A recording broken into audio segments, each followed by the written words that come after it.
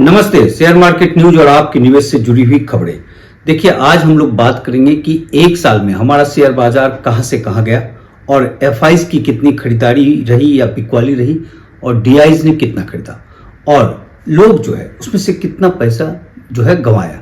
मतलब ये जो पूरा एक साल का जो सफरनामा है उस पर आज हम लोग चर्चा करेंगे।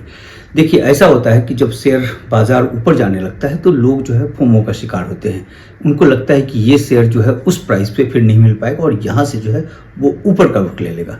लेकिन चीज़ें ये होती है कि जिस शेयर को आप देखते हैं, मान लीजिए कोई ए शेयर है और वो जो है 100 रुपये से ऊपर बढ़ना शुरू किया और आपको लगा कि ये जो है 125 के आसपास आ गया और वहाँ पे जाकर आप खरीद लेते हैं ये सोचते हुए कि जो है इसमें यहाँ से 100 से 125 का इसने सफ़रनामा तय किया है और यहाँ के बाद से ये 150 हो जाएगा और 200 हो जाएगा। और उसको खरीदने के बाद क्या होता है कि कुछ दिनों के बाद जो है उसमें गिरावट देखने को मिलता है आपको जहां आप खरीदते हैं। क्योंकि उसमें क्या होता है कि जब आप खरीदते हैं तो उस वक्त आप कोई चार्ट नहीं देखते, आप उसकी रैली को देखते हैं, आप उसके प्राइस को देखते हैं, उसके प्राइस को पीछे से कंपेयर करते हैं और जाकर खरीद लेते हैं। जबकि जो टेक्निकल चार्ट होता है, जो लाइनें होती हैं, जो 200, 50, 20 या जो भी डे का जो ईएमआई होता है उसको नहीं देखते। क्योंकि वो जो खरीदने का तरीका होता है कि कहाँ आपको शेयर खरीदना है वो गलती कर लेते हैं। तो इस जो है जो आज मैं बताने जा रहा हूँ कि एक साल में जो चीज़ें जो बाजार भागा वही बाजार आज उसी जगह पे खड़ा है। यानी अगर आप कोई शेयर 125 रुपये का खरीद लेते हैं और ये सोच कर कि 150 का हो जाएगा, 200 का हो जाएगा, वो शेयर फिर से जो 100 रुपये से जो आप देख रहे थे उसी 100 के आसपास आ जाता है या उससे भी नीचे आ जाता है। और ये अमूमन देखा जाता है। कुछ एक शेयर्स को आप छोड़ दीजिए, लेकिन जैसे कि हम लोग ये करते हैं कि भाई 5500 शेयर के आसपास है, लेकिन उसमें से जो हम लोगों ने तरीका जो डिस्कस किया हुआ जो प्लेलिस्ट में पड़ा हुआ है कि हम लोग 100 के आसपास शेयर्स को उसमें आइडेंटिफाई करते हैं या 150 शेयर्स के आसपास करते हैं और उसमें से जीरो इन करते हुए हम लोग 40-20 इस तरीके से लाते हैं। हर स्टेज की अलग अलग कहानी होती है। लेकिन देख लिया जाए कि जो 40 शेयर्स हैं उसमें से जो भागा अगर तो उसमें से मान लीजिए कि 10% भागेगा या 20% भागेगा, 4 शेयर भागेगा, 8 शेयर भागेगा, लेकिन 32 शेयर्स आपके पास रहता है। लेकिन आप क्या करते हैं कि उस 32 शेयर्स को नहीं देखकर वो जो 8 शेयर भागता है उसको पकड़ने की कोशिश करते हैं और आपका जाता है पैसा फंस। और अमूमन इसी तरीके से लोगों का पैसा फंसता है। क्योंकि देखिए, जो कमाई होता है वो 2 तरीके से होता है। कॉल ऑप्शन फ्यूचर में जो आपने जो गंवाया उसने कमाया और इसमें रिटेलर ही कमाते हैं 100%। बाकी कैश में क्या होता है कि आपका पैसा फंस जाता है और वो प्रॉफिट काट लेता है।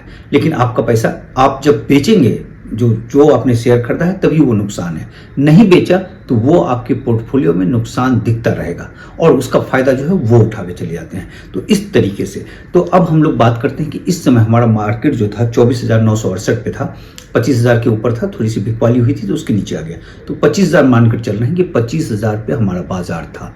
और यही 25,000 मार्केट जब 2024 में हम गए तो देखा कि 1 अगस्त में जो है 25,010 पहुंचा था और उसके बाद से 26 सितंबर में ऑल टाइम हाई बनाया था 26,222, हालांकि बंद हुआ था 26,216 पे। तो इस तरीके से 1 अगस्त में और इधर आपका जुलाई हो गया, मतलब ऑलमोस्ट आप मान के चलिए कि जुलाई पूरा हो गया। तो पूरे एक साल में बाजार जहां था वहीं रुका हुआ है। मतलब 25,010 था 1 अगस्त को और अब भी जो है 25,000 के आसपास है। यानी एक साल में अगर आप देखें जो फोमो का शिकार हुए होंगे, जो ऊपर शेयर खरीद लिए होंगे, उनको नुकसान हो गया होगा, है ना। बाकी चीज़ें वहीं पहुंची हुई है और यही बाजार का नियम होता है और इसी तरीके से बाजार चलता है। तो इसमें क्या होता है, जो स्मार्ट लोग होते हैं तो वो क्या करते हैं, शेयर्स को उसके वैल्यूएशन के हिसाब से, जब शेयर ऊपर नीचे जाता रहता है तो जब नीचे वाले रुख पे रहता है, जिसपे हम लोग ट्रैफिक लाइट इंडिकेटर जो प्ले लिस्ट में पड़ा हुआ है जिसके बारे में जिक्र करते रहते हैं, उसके हिसाब से खरीदने पर ही उससे कमा पाते हैं, नहीं तो कमाना बड़ा मुश्किल हो जाता है। क्योंकि इसमें अगर हम देखें कि 1 अगस्त 25,010 के बाद से जो भी जितने भी महीने हो गए, अगस्त से लेकर सितंबर, अक्टूबर, जुलाई तक जो 12 महीने हो गए, इसमें एफआईज ने कितना खरीदा है, कितना बेचा है और डीआईज ने कितना खरीदा, कितना बेचा। तो जो आंकड़ा उभर कर सामने आया है, जो चार्ट हम डाल दे रहे हैं कि टोटल जो एफआईज की जो बिकवाली रही है इस 12 महीने में वो 3,22,654 करोड़ का रहा है कैश में। जो प्राइमरी मार्केट में लगा है उसके बारे में जिक्र नहीं है। जो सेकेंडरी मार्केट में जो कैश कंपोनेंट में जो बिकवाली हुई है वो है 3,22,654 करोड़। यानी एक साल में जो भी खरीदारी बिकवाली किया है वो ओवरऑल जो है वो बिकवाली में है। और डीआई जो है इस एक साल के दरमियान 6,45,551 करोड़ का शेयर खरीदा है। और अगर डीआई का आंकड़ा देखें तो वो हर महीने पॉजिटिव में है। एफआई जो है कभी कभी किसी किसी महीने पॉजिटिव में गया है, अदरवाइज उसकी बिकवाली रही है। जैसे कि सितंबर में वो पॉजिटिव में था, उसके बाद से मार्च जो है और अप्रैल और मई और जून महीने में ये जो है पॉजिटिव में था। यानी जो है 5 महीने वो पॉजिटिव में था और 7 महीने बिकवाली था। और 7 महीने में इतनी तेज बिकवाली थी कि उसका जो है टोटल एलिमेंट जो है रहा है 3,22,654 करोड़ का।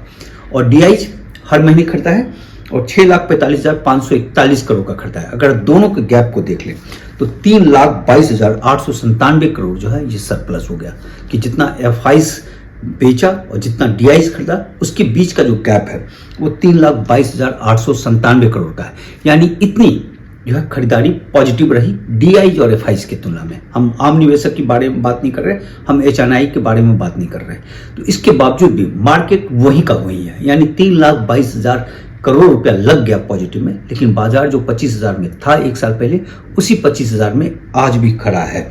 अगर हम मार्केट कैपिटलाइजेशन को देखें तो जो लाख करोड़ में अगर है तो 1 अगस्त को था 462,06138 लाख करोड़, और जो है 26 सितंबर को जो ऑल टाइम बनाया था तो उस समय 478 लाख करोड़ के आसपास चला गया था।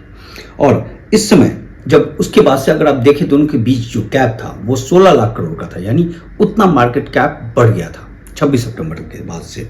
और उसके बाद से जो गिरावट हुई तो गिरावट होने के बाद इस समय जो मार्केट कैप है वो 459 लाख करोड़ पे है। यानी जो हम 462 लाख करोड़ एक साल पहले थे, 1 अगस्त को जब 25,000 जब मार्केट पहुंचा था तो वहां से हम 2,60,274 करोड़ नीचे हैं।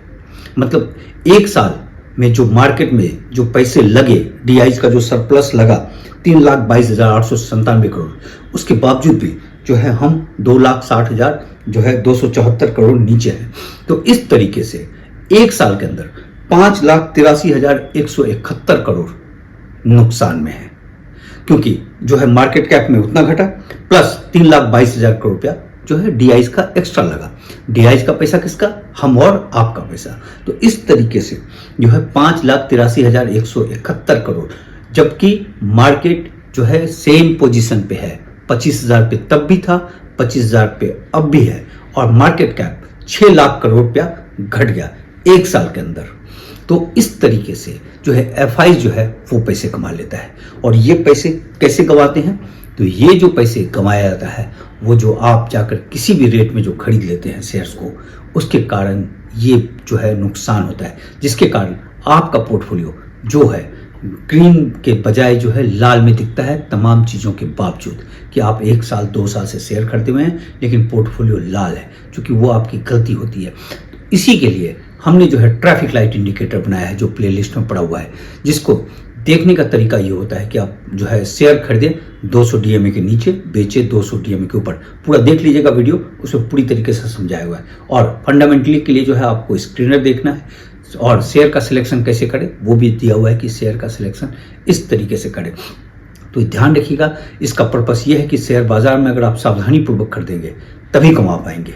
अगर जो है थोड़ा सा भी संयम खोलेंगे, थोड़ा सा भी डिसिप्लिन तोड़ेंगे तो आप उसमें से फंस जाएंगे और आपका पैसा हो जाएगा ब्लॉक।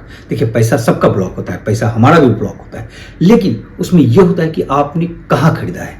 जो है आप सपोज कि आपने जो है 200 डीएमए के नीचे खरीदा और उसके बाद भी बाजार नीचे चला गया, तो आपने खरीदा है एक नीचे पे। आपने जो है 200 डीएमए के ऊपर मतलब 250 और 20 डीएमए के ऊपर नहीं खरीदा था, नहीं तो वो ह्यूज गैप हो जाता है, फिर 20% का गैप हो जाता है, 15% का गैप हो जाता है। और अगर आपने 200 डीएमए के नीचे खरीदा तो ज़्यादा से ज़्यादा बहुत अगर गिरता है, अगर कुछ एक्सेप्शन को छोड़ दिया जाए तो 5% जो है गिरता है, 8% गिरता है, 10% बहुत मुश्किल से गिरता है। लेकिन अगर आपने ऊपर खरीदा है तो 20-20, 30-30% नीचे गिर जाता है। और ये जब रिकवर होता है तो ये 10% तुरंत रिकवर हो जाता है। जैसे कि रिलायंस के शेयर में आपने देखा था कि किस तरीके से जो है वो बाउंस बैक किया और रिकवर करवा दिया आपका। तो इसलिए शेयर खरीदने का तरीका, ये पर्पस था कि आप शेयर खरीदने का तरीका जो है प्लेलिस्ट में पड़ा हुआ है। Traffic light indicator, screener, trading view और शेयर का सिलेक्शन किस तरीके से करें, ये चारों वीडियो को जरूर देख लीजिएगा। बाकी एचडीएफसी बैंक का रिजल्ट बहुत शानदार रहा है, 12% उसमें प्रॉफिट हुआ है, उम्मीद से ज़्यादा हुआ है और पहली बार 30 साल में 1:1 का बोनस देगा वो। दूसरी बात कि आईसीआईसीआई बैंक का भी जो प्रॉफिट अच्छा रहा, 15.5% का ग्रोथ रहा है। यस बैंक 59% का ग्रोथ रहा है और आरबीएल में जो है 46% की गिरावट देखी गई है। इतनी ही खबर है, कल मिलते हैं।